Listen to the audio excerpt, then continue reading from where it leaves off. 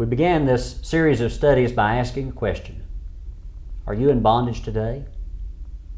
And the answer is yes. Welcome to your daily 180 Bible study. We are all in bondage to someone. As the Apostle Paul explains to us in Romans chapter 6, we were once the slaves of sin. But we have obeyed from the heart that form of doctrine to which we were delivered. We were handed over from one master to another. And he says, having been set free from sin, you became the slaves of righteousness. And if you're a slave to righteousness today, we rejoice in that with you. If you are a slave of God, you're in great company. Mary identified herself as God's maidservant, God's slave. Other slaves included Peter. He identified himself in that way at the beginning of his second letter. Paul identifies himself that way in Romans chapter 1, James as well, and Jude. All identify themselves as slaves of God. And as a slave of God, there are certain things that come with that position. For one thing, you'll be given a new name.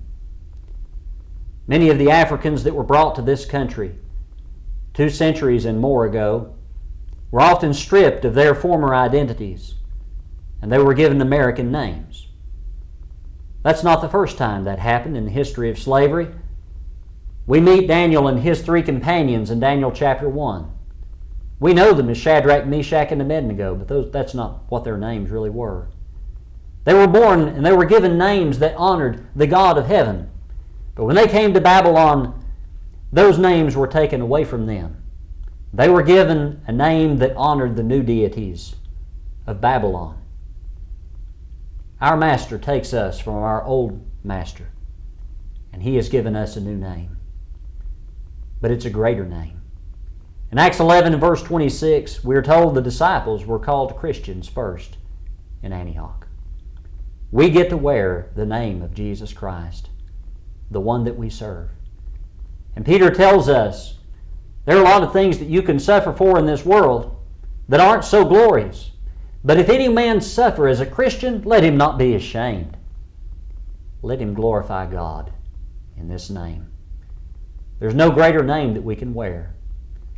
The question then comes back. Are you in bondage today? Are you a slave to someone? Well, yes, you are. The question is not, are you slave or free? The question is, whose slave are you? To whom do you belong? Whom are you obeying? Will you obey Jesus?